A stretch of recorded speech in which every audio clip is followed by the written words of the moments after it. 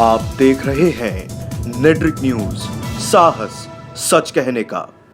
14 अगस्त को एडीएम मुजफ्फरनगर की पत्नी द्वारा रिटायर्ड कर्नल और उनके साथियों पर छेड़छाड़ और SC/ST एक्ट जैसे संगीन आरोप लगाए गए थे। कर्नल को बिना पूरी जांच के हथकड़ी पहना दी गई थी। बाद में डीएम के आदेश के बाद आनन फानन में कुछ पुलिस अधिकारियों पर गाज भी गिरी, लेकिन एडीएम और उनकी पत्नी को अभी तक गिरफ्तार नहीं किया जा सका है। इसे लेकर रिटायर्ड कर्नल ने प्रेस वार्ता भी की और कहा कि एसडीएम हरीश चंद्रा और उनकी पत्नी ने मुझ पर जो आरोप लगाए थे वो सरासर निराधार हैं और ये उनकी सोची समझी साजिश है।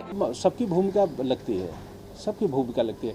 वो सर्किल ऑफिसर जो था कौन है एग्जैक्टली मैं नहीं जानता। हाँ जी, हाँ उन्होंने भी मतलब उनसे मैंने बात करनी चाहिए, तो काफ़ी देर बाद उन्होंने बात की, मुझे खड़ा रखा, सीट नहीं ऑफ़र किया।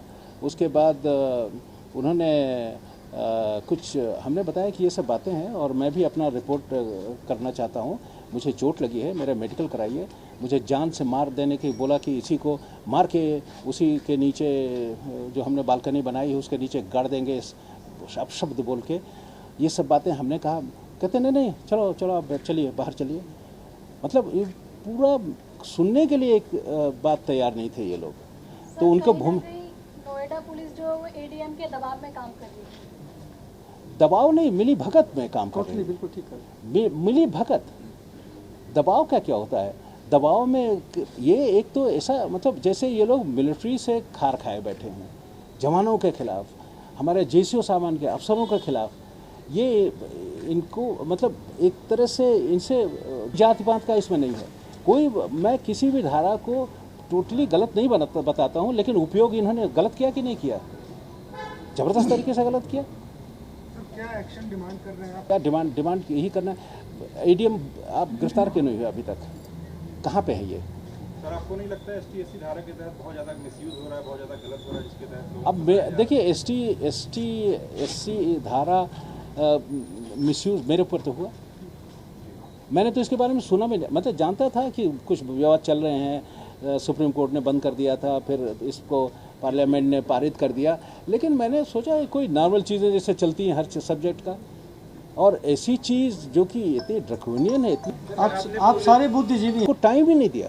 मेरे पास वकील भी बड़े मुश्किल से वॉलंटियर, जब पता चला उनको कि कर्नल साहब हैं और सो जो उन्होंने इतनी लड़ाई लड़ी है, वॉलंटियर होकर लकड़ी आ गए, लेकिन मुझे बेल नहीं दी, जबकि मुझे चोट लगी थी। मैंने उनको भी बताया कि मुझे चोट लगी है, मेरा मेडिकल कराइए, मेरे को दवाई दिलवाइए, लेकिन उसके बरखिलाफ आपने जैसे आप किसी साहब ने पूछा कि ये गनर गिरफ्तार हो गया और इनका नंबरदार गिरफ्तार हो गया, उसके गिरफ्तार होने से क्या हुआ? गिरफ्तार करके ले गए, संडे को उसको बेल दे दिया। अब आपकी क्या डिमांड है? मेरी डिमांड यही है कि हरीश चंद्रा को फ़ौरन डिसमिस किया जाए, उसको अगर नहीं डिसमिस सस्पेंड किया जाए और उसको अरेस्ट किया जाए। पुलिस क्यों नहीं उसको अरेस्ट कर पा रही? उन दोनों को, पूरे मिसेस चंद्रा को, उसने भी हमारे ऊपर हाथ उठाया और गालियाँ दी, भद्दी गालियाँ दी। एक एडीएम रैंक का ऑफिसर, उसको शर्म आनी चाहिए कि अपनी पत्नी का इस्तेमाल कर रहा है इस तरह के घिनौने काम के लिए। आप पुलिस के जांच से संतुष्ट? जांच से बिल्कुल संतोष नहीं हमें। पुलिस की जांच केवल आईवॉश है, कोई केवल आईवॉश है। हमको तो बोलते हैं कि अभी हम उसको गिरफ्तार कर लेंगे, अभी उसके ऊपर धाराएं हमने लगा दी हैं, उसके ऊपर 307 की धारा लगी है, वो कहाँ पे है वो? आपका नाम? हरीश चंद्रा। सर क्या मामला था जो आज सुबह करीब 6:30 बजे की घटना है।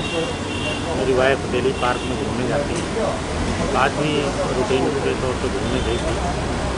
वहाँ पार्क में और भी 20-25 महिलाएं और भी घूम रही थी, जो आर्मी ऑफिसर्स की पत्नियाँ हैं, ये भी आती हैं।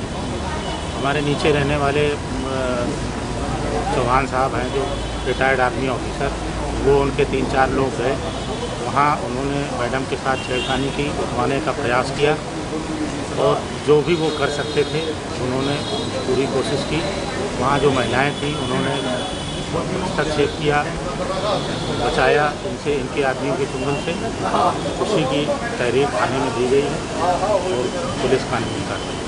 एसएसपी डॉक्टर अजय पाल शर्मा ने 14 अगस्त को सेक्टर 29 में रहने वाले रिटायर्ड कर्नल वीरेंद्र सिंह चौहान के खिलाफ उनकी पड़ोसी महिला उषा चंद्रा ने मारपीट, छेड़छाड़ और हरिजन उत्पीड़न कानून के तहत मुकदमा दर्ज कराया था। सुनिए एसएसपी का क्या कहना है। जो रिटायर्ड कर्नल हैं उनके परिजनों के कंप्लेंट के आधार पे और सीसीटीवी जो प्राप्त हुए हैं उसके आधार पे अभियुक्त पंजीकृत किया गया है, जिसमें कि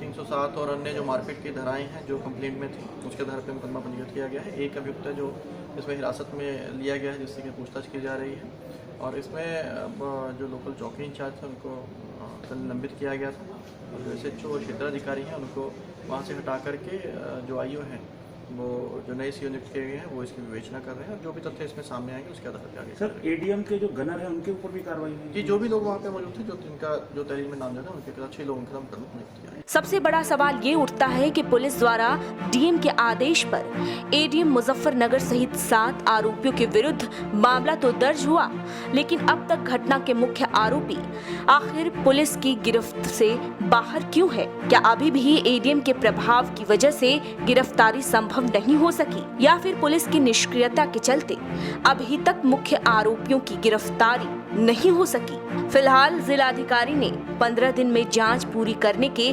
आदेश दिए हैं। नोएडा से नेट्रिक न्यूज के लिए कौशर आलम की रिपोर्ट। हमारे साथ जुड़े रहने के लिए हमारे YouTube चैनल को सब्सक्राइब करें, साथ ही बेल आइकन को दबाएं। नेट्रिक न्यूज की खबरें सबसे पहले देखने के लिए